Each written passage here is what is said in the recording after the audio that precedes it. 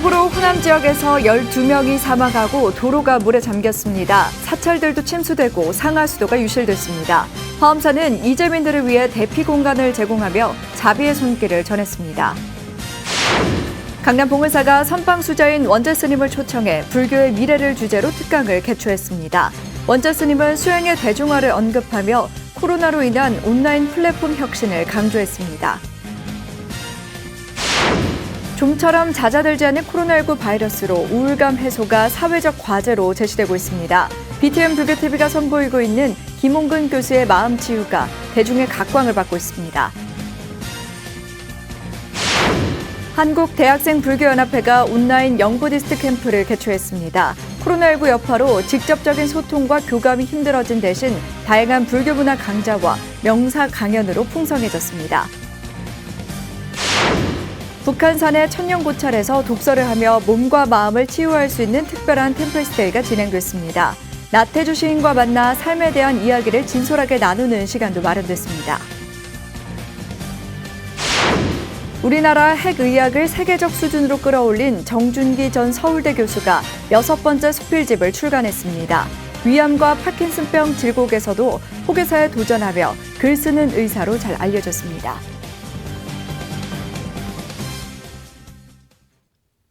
편안한 주말 보내셨습니까? 8월 10일 월요일 BTN 뉴스 시작합니다. 이번 폭우로 호남 지역에서 12명이 사망하고 도로가 물에 잠기는 등 피해가 잇따랐습니다. 일부 사찰들도 침수되고 상하수도가 유실되는 등 피해가 컸는데요. 이런 가운데 화엄사가 이재민들에게 대피 공간을 제공하며 자비의 손길을 전했습니다. 김민수 기자입니다. 구례 읍 중심가를 관통하는 4차선 도로가 물에 잠겼습니다. 덩그러니 남은 표지판이 이곳이 차도였다는 것을 알릴 뿐입니다. 구례 지역에 이틀 동안 460mm의 폭우가 쏟아지면서 빗물이 유입된 섬진강이 역류해 큰 피해가 났습니다. 냉장고 드는 거 물에 붕 떠가 있고 지갑하고 챙겨가지고 노는데 마당에 서니까 목까지 물이 차더라고요. 그래도 겨우 나왔는데. 이번 비로 광주는 물론 호남 지역 사찰들의 피해도 잇따랐습니다. 김제 흥복사와 귀신사에 침수 피해가 발생했고 남원 선국사는 축대가 붕괴되면서 상하수도와 도로가 유실되는 피해를 입었습니다. 광주 증심사도 계곡물이 넘쳐 지장전 뒤 옹벽이 무너지고 템플스테이관이 침수되는 등 큰 피해를 입었습니다.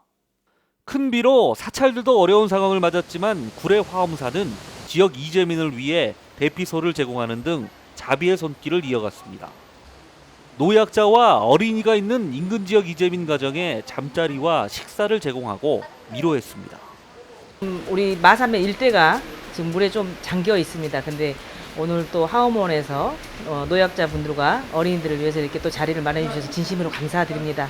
또 지역을 위해서 사회적인 약자를 위해서 함께 해주신 우리 덕문 스님께 정말 감사의 말씀 드리고요. 화엄사 인근 해발 600m에 위치한 사성암에도 수해를 피해 소떼들이 찾아왔습니다. 인근 축사를 탈출한 소 10여 마리가 마의 약사 열애불이 모셔져 있는 유리강전 앞마당에 모여들었다가 사성암에 연락을 받고 안전한 곳으로 이송됐습니다. 잠시 소강 상태를 보이고 있는 장맛비는 태풍 장미의 영향으로 이번 주까지 전국에 계속될 것으로 보여 사찰들의 피해가 더욱 커질 전망입니다. BTN 뉴스 김민수입니다. 강남 봉은사가 선방수자이자 킬링 법문으로 유명한 원재 스님을 초청해 불교의 미래를 주제로 특강을 개최했습니다. 원재 스님은 진리 추구의 중요성과 수행의 대중화에 대해 언급하며 코로나로 인한 온라인 플랫폼의 혁신을 강조했습니다. 이동근 기자입니다. 지난 토요일 강남 봉은사 보우당에서 열린 여름 공개 특강 현장. 질문이 멈춰지면 스스로 답이 된다의 저자 원재 스님이 마스크를 착용한 불자와 지역민들 앞에 섰습니다. 강연의 주제는 포스트 코로나 시대, 불교의 미래와 신행생활. 원재 스님은 현 사회를 종교가 저무는 시대로 압축할 수 있다며 인간은 종교를 벗어나 살 수 있지만 영성은 제도화할 수 없다는 전문가들의 견해에 공감한다고 밝혔습니다. 유럽과 서구 사회로의 불교 전례가 20세기 가장 혁명적인 일이라는 미래학자 엘빈 토플러의 말에 대해서는 현실화되지 않은 채 영성에 대한 새로운 접근법으로 남아있다고 말했습니다. 다시 종교가 어떤 제 최상의 위치로 올라가게 될 경우가 있을까요? 라고 생각했을 때 아무도 그렇게 예상을 안 합니다. 더 이상 이제 그 영향력을 확대할 시기는 오지 않는다라고 예상하는 게 모든 사람, 이제 종교 전문가들의 견해입니다. 저는 역시 그렇게 생각을 하고 있고. 원재 스님은 현대사회의 수행이 더 이상 종교인의 전유물이 아님을 강조하기도 했습니다. 불교는 진리의 추구이자 진정한 본인을 발견하는 과정이라 할 수 있는데 일상 정진을 통해 안목이 깨인 제가자들이 점차 증가하고 있는 만큼 수행의 대중화를 넘어 깨달음이 일반으로 확대되고 있다는 겁니다. 수행이란 걸 감히 일반인 불교 신도가 할 수 있을까? 이 생각이 많았어요. 왜냐하면 저거는 아무나 할 수 있는 게 아니다라는 생각이 있었거든요. 그런데 이 수행법이 대중화됐어요. 이제는 많은 분들이 수행을 하고 계십니다. 디지털화와 비대면, 근거리 소비 등 코로나 시대를 대변하는 키워드들에 대해서는 원래부터 존재했던 패러다임으로 단지 포스트 코로나에 맞춰 좀 더 앞당겨진 현상이라고 일축했습니다. 그러면서 유튜브와 SNS 등 각자의 수행과 영성 체험을 공유하는 혁신적 플랫폼이 무엇보다 중요한 시대를 맞았다고 강조했습니다. 이 지나갈 과정에 대한 접근 방식, 대처 방식이 현실의 어떤 디지털화 흐름, 비대면의 흐름, 소규모의 흐름을 약간 가속화시켰다고 저는 생각을 하고 있어요. 이 흐름은 원래 있었던 거예요. 일반 불자들을 향해 수행의 당위성과 자신감을 불어넣은 강연은 포스트 코로나 속 한국 불교의 새로운 역할을 모색하는 시간이 됐습니다. BTN 뉴스 이동근입니다. 좀처럼 잦아들지 않은 코로나19 바이러스로 코로나 블루로 표현되는 우울감 해소가 사회적 과제로 제시되고 있습니다. 이런 가운데 BTN 불교TV가 선보이고 있는 김홍근 교수의 마음치유가 대중의 각광을 받고 있는데요. 부처님 말씀 속 마음치유 방법을 짚어보는 프로그램 윤호섭 기자가 소개해드립니다. 전 세계를 위협하는 코로나19의 종식 시기를 알 수 없는 지금, 사람들은 불안감과 우울감을 안고 살아갑니다. 경제는 침체되고 대면 접촉이 어려워지면서 지금껏 겪어보지 못한 새로운 생활상에 따른 심리 상태인 코로나 블루가 사회적 과제로 떠올랐습니다. 이런 상황에서 BTN 불교TV가 매주 선보이는 김홍근 교수의 마음치유가 하나의 해결책으로 떠오르면서 심리적 고통을 호소하는 이들에게 각광받고 있습니다. 이 프로그램은 마음치유를 통해 삶에서 마주한 변화를 느끼고 스스로를 위로하며 삶에 대한 새로운 의미를 설계하도록 돕는 치유 강좌입니다. 단순히 김홍근 교수의 자문자답으로 진행되지 않고 시청자에게 화두를 던지듯 삶을 관통하는 질문을 건네며 스스로 답을 찾아보는 기회도 제공하는 게 특징입니다. 부처님 말씀에는 이 고통이 있는 이 현실, 이것이 전도몽상이라는 거 아니에요. 꿈속에서 고통이 깨면 순식간에 사라지는 것을 경험했어요. 지금 생시라고 하는 이 고통스러운 이것이 부처님은 꿈이라고 했으면 여기서 깬다는 것은 과연 어떤 것일까? 한국간화선연구소 연구원으로서 오랫동안 간화선 수행을 해온 김홍근 교수는 간화선을 깨달음을 위한 수행 방편보다는 괴로움을 해소하고 마음을 다스리는 치유의 관점으로 소개합니다. 무엇보다 우리가 살아가는 현실 세계를 인식하는 과정을 자기 자신으로 착각하는 자세에서 벗어날 때 비로소 근본 마음자리인 진여심을 마주할 수 있다고 당부합니다. 우리 인간의 모든 문제가 리셋되는 거, 이것이 잠에서 깨는 거예요. 그럼 어떤 잠이냐? 우리 몸과 생각과 감정을 나라고 동일시한 거예요. 이게 지금 우리들의 꾸는 꿈의 근본적인 내용이에요. 김홍근 교수는 이뿐만 아니라 부처님 가르침인 중도를 비롯해 무위법과 유위법 등 다양한 주제로 마음자리 찾는 방법을 전합니다. 그러면서 수행을 통해 자기 중심을 세워 굳어진 습관을 버리고 행복의 길을 찾아가는 여정에 나서라고 조언합니다. 초목은 생겼다가 사라지지만 땅은 그대로잖아요. 그러니까 이게 지금 우리 존재가 수많은 존재들이 생겼다가 사라지는 바탕으로서 그것이 우리들의 리셋된 마음 상태. 내면의 마음 상태를 직접 알아보고 주위에 흔들리지 않는 각자의 본래 면목을 찾아가는 김홍근 교수의 마음치유. 프로그램은 매주 목요일 오후 1시 30분과 11시 20분, 토요일 오후 4시에 방송되며 BTN 홈페이지와 유튜브 채널에서 다시 볼 수 있습니다. BTN 뉴스 윤호섭입니다.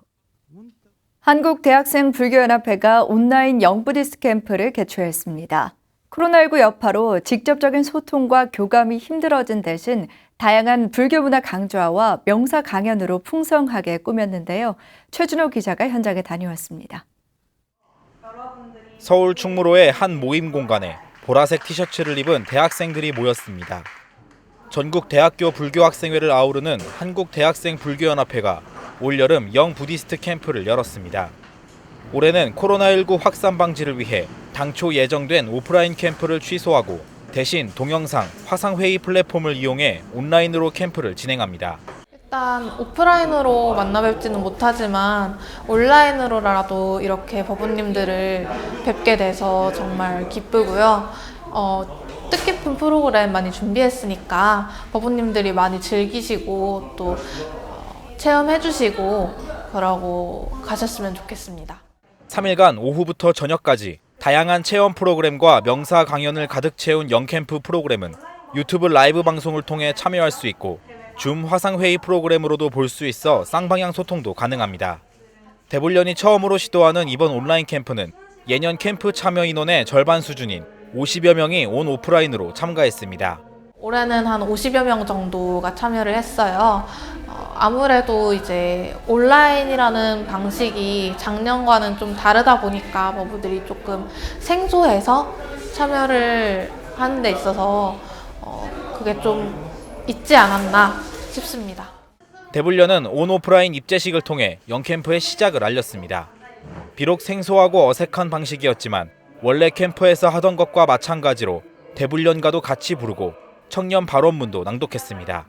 2020 KBUF 영 부디스트 캠프인 온라인에 참가한 우리들은 언제 어디서나 주인되어 살아가는 청년 대학생답게 일상에 익숙했던 습관에서 벗어나 마음을 열고 이번 캠프에 참가할 것입니다. 입제식이 끝난 후 본격적으로 시작된 캠프는 불교문화 체험의 일환으로 전혜정 대불련 포교 간사의 진행 아래 지화연꽃 만들기로 시작했습니다.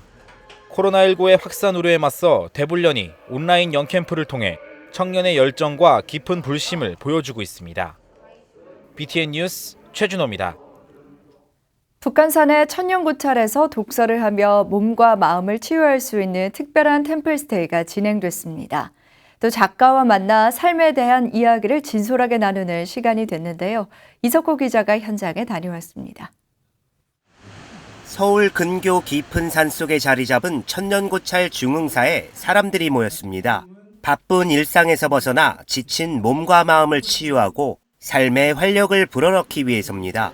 장맛비가 내리는 고즈넉한 산사에서 여유롭게 종이책을 읽는 사이 번잡한 마음이 사라집니다. 오는데 너무 자연적인 풍경이라던가 그리고 스님들이랑 아니면 거사님들이랑 보살님들이랑 차 마시는 게 너무 좋고 이런 여유를 느낄 수 있는 것 같아가지고 자연에서 많이 휴식을 느낄 수도 있고 그리고 여유를 느낄 수가 있어서 좋고요. 혼자만의 시간과 생각할 수 있는 시간을 갖게 돼서 좋은 것 같습니다. 지난 주말 중흥사가 마련한 책 읽는 템플스테이.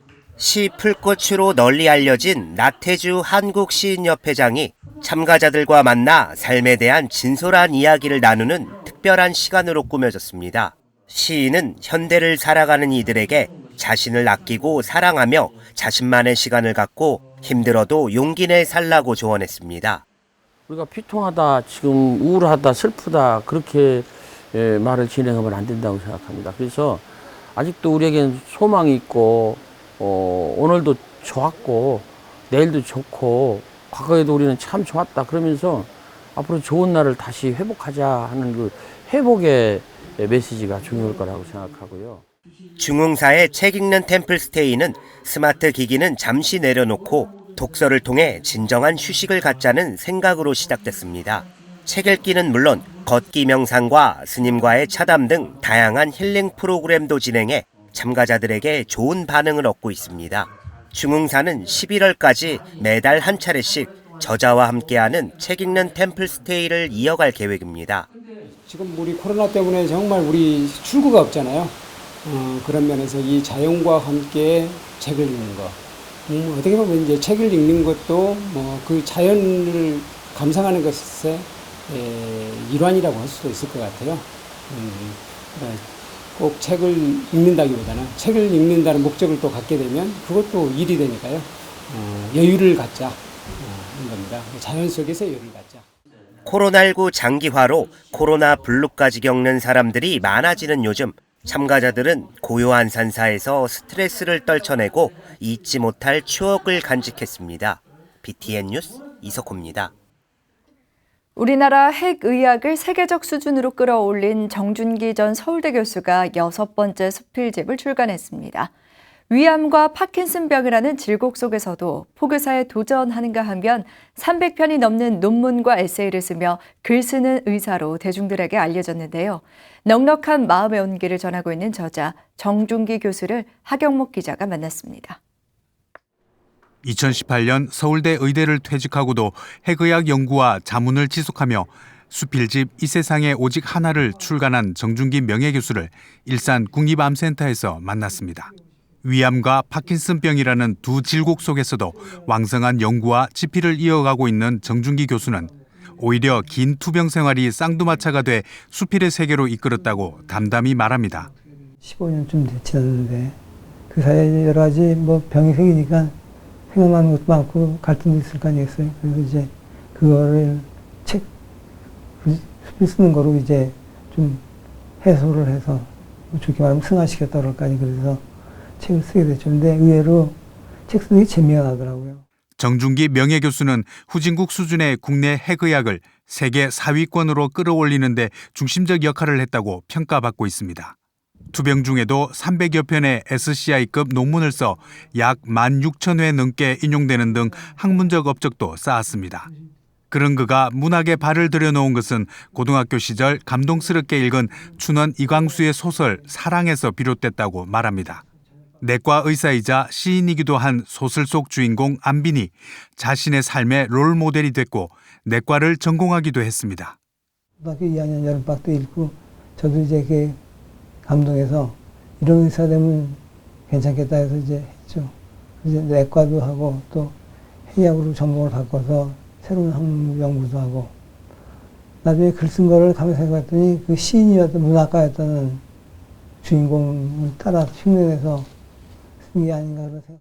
6권의 산문집은 의학에 관한 이야기에서 참 좋은 인연을 기점으로 불교적 이야기를 본격적으로 담아내기 시작했습니다. 어릴 적 어머니의 손길을 따라 수덕사 견성암에서 이렵 스님을 만난 인연을 시작으로 조계사 불교대학을 졸업하고 포교사 자격증까지 취득한 정 교수는 수필의 중심엔 인연이 있다고 말합니다. 환자를 둘러싸고 있는 사회경제적인 법으로 들어가고 인연이나 이런 거에 의해서 굉장히 다양하게 이유가 치료 효과 또 반응이 틀려요. 그런 거를 좀 느끼고 그런 거를 우리한테 좋은 방향으로 해주는 게 어떤 건지를 좀 얘기하는 그런. 5장으로 구성된 책 속 58편의 단상에는 정준기 교수의 해박한 지식과 넉넉한 마음이 온기를 품고 독자에게 전해집니다. 특히 옥외에 대한 저자만의 해석은 고개를 끄덕이게 만듭니다. 열린 문장이 아니라 닫힌 문장이거든요. 그러니까 더 이상 해결이 안 되는. 술을 먹지 말자 그러면 술을 먹지 말자는 거지 그 약물을 과용하지 말자라고는 연결이 안 되거든요. 하지만 술 같은 거에 약물에 의존하지 말자 그러면 아주 열린 문장이 되고 많은 아이디어를 포함할 수 있고 그래서 의학자이자 수필가로 삶의 다양한 모습을 자신만의 시각으로 바라보며 따뜻하게 감사하는 글을 써온 정준기 교수. 저 주는 것은 나쁜 인연을 막고 좋은 인연을 생기게 하는, 그래서 모두가 멋있게 이기는 마법 같은 길이라는 저자의 옅은 미소 속의 속삭임이 짙은 여운을 남기고 있습니다. BTN 뉴스 하경목입니다. 조계종 승려복지회 국민연금보험료 지원제도가 해를 거듭할수록 큰 호응을 얻고 있습니다. 올해 상반기는 지난해 같은 기간과 비교했을 때 국민연금 지원 신규 신청률이 15%포인트 증가했습니다. 이은하 기자가 보도합니다. 올해 상반기 국민연금 보험료 지원 신규 신청자가 343명으로 지난해 상반기 298명과 비교하면 115%로 증가했습니다. 승려복지회는 국민연금 보험료 지원제도 시행 첫 해인 2017년 본인 부담금의 30% 1,800원을 지원한 데 이어 2018년 18,000원으로 50%를 지원하고 지난해부터 36,000원 전액을 지원하고 있습니다. 조계종 스님들의 국민연금 가입률은 2011년 기준으로 18%에 불과해 의무적으로 국민연금에 가입하는 천주교와 원불교에 비교하면 매우 낮은 수준입니다. 하지만 승려복지회가 국민연금 보험료 지원 제도를 시행한 2017년 이후부터 지원자가 꾸준히 늘고 있어 승려복지 혜택을 받는 동시에 노후를 준비하려는 스님들도 증가하고 있는 것을 볼 수 있습니다. 승려복지회 자료에 따르면 2017년 상반기 지원자는 1,063명이고 하반기 1,307명, 2018년에는 상반기 1,566명, 하반기 1,772명, 2019년 상반기 1,957명, 하반기 2,187명으로 제도 시행 이후 지원 대상이 감소 없이 꾸준히 증가하고 있습니다. 금액으로 보면 시행 첫 해 1억 5,400여만 원을 지원했으며 2018년 3억 6천여만 원, 2019년에는 8억 7,600여만 원을 지원해 매년 지원 금액이 2배 이상 증가해왔습니다. 신규 가입자도 증가하고 있습니다. 지난해 상반기 298명이던 신규 가입자가 올해 상반기에는 343명, 전년 기준 115%로 15%포인트 증가했습니다. 2017년 국민연금 지원제도가 시행된 이후 매년 호응과 참여가 늘면서 빠른 속도로 안정과 성장을 더해가고 있는 겁니다. 승려복지회가 교구와 함께 지원하는 국민연금 보험료 월 36,000원을 10년 납부할 경우 월 14만 6천여만 원, 20년 납부 시 28만 3천여만 원, 30년 납부 시 월 40만 원의 연금을 받을 수 있습니다. 조계종 스님 가운데 구족계를 수지하고 결계를 필한 스님이라면 누구나 신청할 수 있어 국민연금 지원 신청은 안정적인 노후 준비를 위한 필수 조건으로 자리 잡아가고 있습니다. BTN 뉴스 이은아입니다. 부처님 일대기를 다룬 창작 뮤지컬 스타르타가 새로운 모습으로 부산 공연을 진행합니다. 뮤지컬 스타르타는 작년 11월 공연 이후 배우 김보강 씨를 주인공 스타르타 역에 캐스팅하는 등 주인공과 출연진을 교체하고 성천모 감독을 중심으로 친숙함과 명확한 전달력에 초점을 맞춰 완성도를 높였습니다. 8월 14일부터 16일까지 부산 영화의 전당 하늘연극장에서 막을 올리는 뮤지컬 스타르타는 금요일 오후 8시, 토요일과 일요일 오후 2시와 6시로 총 5회 공연합니다. 티켓 예매는 인터파크에서 진행되며 불자와 스님들에게는 특별 할인 혜택이 주어집니다. 부산 공연에 이어 8월 20일부터 23일까지 대구 수성 아트피아에서 대구 공연을 이어나갈 예정입니다.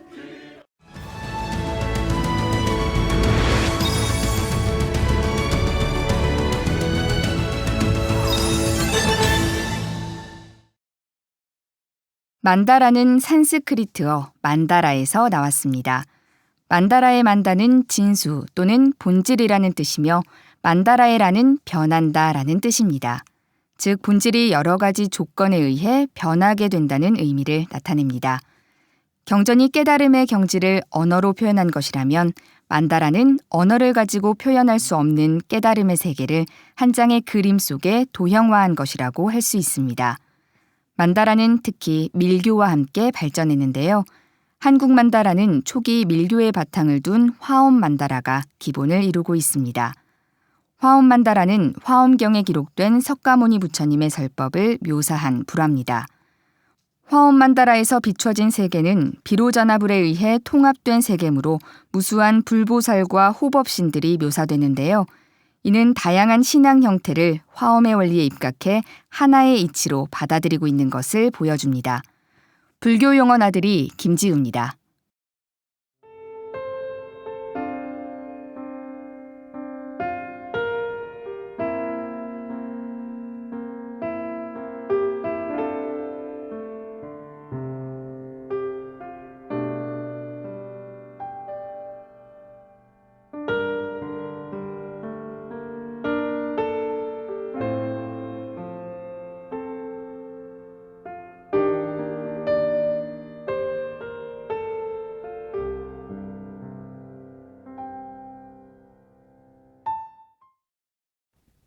월요일 7시 BTN 뉴스를 마칩니다. 함께해 주신 여러분 고맙습니다.